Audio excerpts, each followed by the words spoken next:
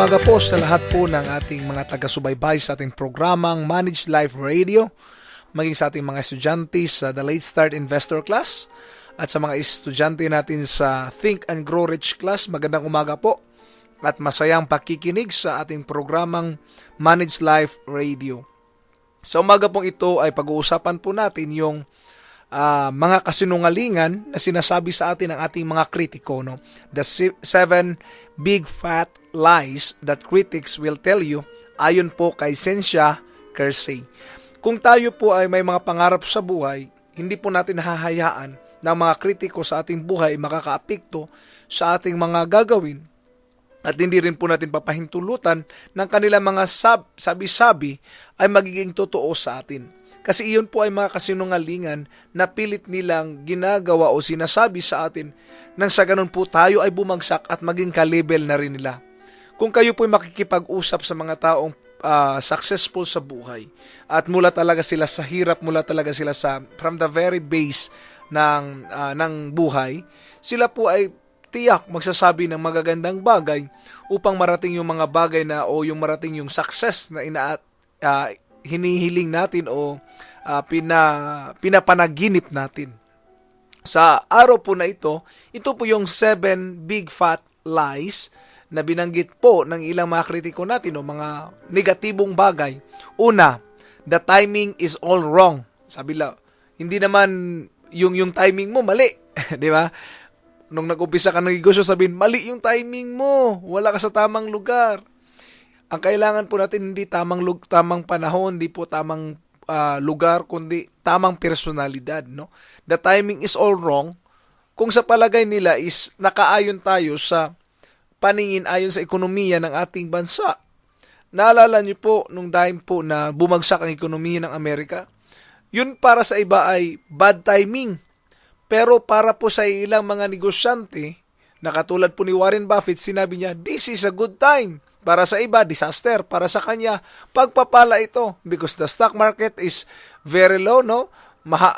Mura talaga yung palitan sa market. Kaya ang ginawa niya, bumili siya ng maraming stocks. Yun ang time na talaga ang ganda ng timing. Para sa ilan, masama ang timing. Ngayon, kung meron kang gustong umpisahan, probably isang negosyo. Tapos sasabihin sa iyo, oy, bad timing ka. Remember this, na maraming mga negosyo, maging sa bansang Pilipinas, na nag-umpisa during the time of depression, during the time na sinasabi lang hindi maganda ang panahon sa pag-umpisa. Ang kailangan lang po natin is maniwala sa sarili natin at kailangan nating tandaan na it's you, ikaw po talaga, no? Tayo po ang responsible, we alone are responsible, period. Tayo po ang responsible. Kung ang ating dreams po ay naka-align sa purpose at nag-ignites ito ng passion sa atin, then kahit sinong opinion man yan, hindi yan magmamatter, no? Because fact is different from opinion. Opinion is just based on what people thought it is, no? Pag sinabing opinion, ayon lang yan sa iniisip ng iba. Hindi talaga yun ang katotohanan. And sometimes, kung titingnan natin, parang totoo yung sinasabi nila kasi nga, tinitingnan din natin sila as a figure of authority. But no, we have to be on our own. So, timing is all wrong. Mali po yun. No? Huwag tayong maniwala sa negatibong yan. Kasi, probably, the wrong timing will be your right timing. Pangalawa po, why don't you get a real job? Bakit di ka kumuha ng tunay talagang trabaho? Kasi ang ilan, halimbawa, kung nasa network marketing ka, sasabihin na, bakit ka nag-network marketing? Hindi naman yan kuha na trabaho. Part-time lang yan. At minsan, madi-discourage ka na. Pero remember, si Arnold Schwarzenegger, bago siya maging Mr. Universe, sinabihan siya na, hanggang kailan ka ba magti-training dyan sa gym? Mamuhay ka naman ng tama. Magtrabaho ka naman. Pero hindi nila alam that that's the starting point of Arnold Schwarzenegger to become the Mr. Universe. Bakit? Para sa ilan, yung ginagawa na bagay natin na gusto natin gawin ay hindi trabaho para sa kanila. But when we find pleasure in what we are doing, no? Halimbawa, isa kang artist, magaling kang kumanta, then work it out. Be the best that you can. Kung isa kang singer, isa kang writer, be the best that you can. Don't worry. It's a part of your job. Huwag kang ma-discourage. Kung ano man yung line mo, huwag kang magsabi na, hindi naman talaga to job, part-time ko lang naman. Yes, probably you can have your part-time. Pero remember na kung trabahuin mo yung passionate na meron ka, sa palagay ko, may taong magsasahod sa iyo sa mga ginagawa mo. Halimbawa, si Michael Jordan, nagbabasketball lang yan. Siya yung nai-enjoy dun sa laro niya, pero nagkakapera siya habang nagbabasketball. Di ba? Yung iba, nag-golf. Habang naglalaro ng golf, binabayaran pa natin, no? Kasi magagaling silang mag-golf. Kaya kung titingnan po natin, what matters most is we have to understand now, yung ginagawa natin, it might be not a real job for other people, but when we are enjoying them, it could convert into money. Your ideas could be converted into money. Another point po, number 3, it will never work. You lose everything. Sinasabi lang, hindi yan mangyayari.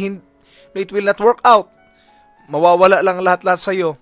May mga taong ganun talaga magsalita, no? Pag meron tayong inumpisan, ako, maubos lang puhunan mo niyan.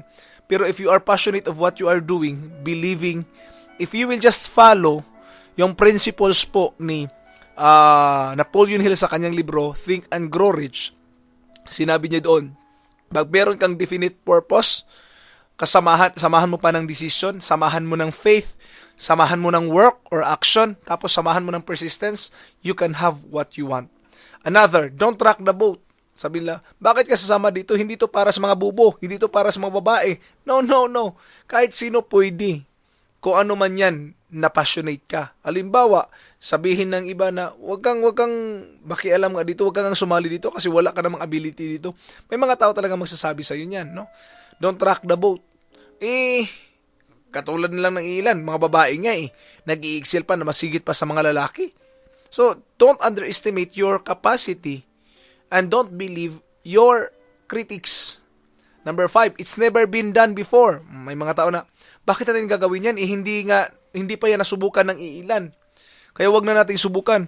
Ngayon, kung hindi ka susubok, sino ang susubok para niyan? Sinong magtitest para niyan?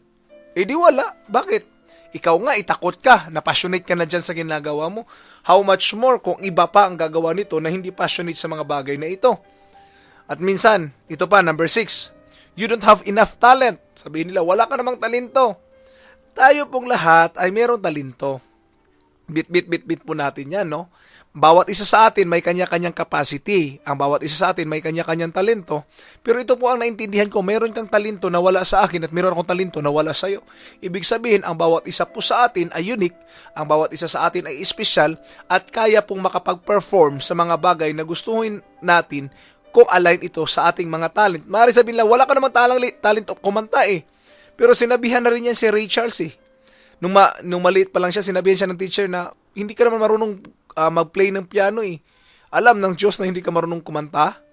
Pero anong ginawa niya? Kakaiba po. Naging si Ray Charles? Naging sikat po siya na singer, no? He became the great artist po. Isang magaling na pianist. Maging ako po, isa rin sa mga tagahanga niya. Pero hindi niya pinakinggan yung sinasabi ng kanyang teacher na wala kang enough na talent. Kasi ang bawat isa sa atin ay may potential. Ang sabi nga po ni Bob Proctor, every one of us is rich, no? You are born rich. What rich? Rich in potential and possibilities. Last but not the least, don't even try. You'll be disappointed. Yung may mga tao magsasabi sa iyo na wag mo subukan yan. Madi-disappoint ka lang. Yes, pwede lang sabihin yan sa atin. Pero I want to tell you, if there are people who are saying negative things on us, mga kasinungalingan yan na hindi lang tumutulong. Ganito po ang pagtingin yan.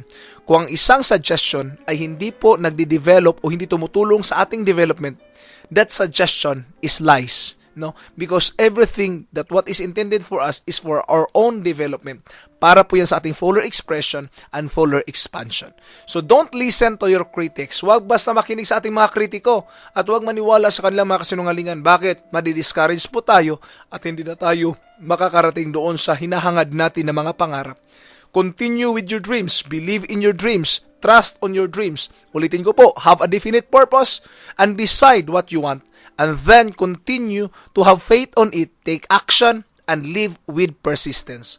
Yun po ang dapat nating gawin kung meron tayong mga pangarap sa buhay. Ito pong muli si OG Solitario, mula Lunes hanggang Biyernes po umiiri sa inyo at nagcha-challenge na don't just survive but also thrive.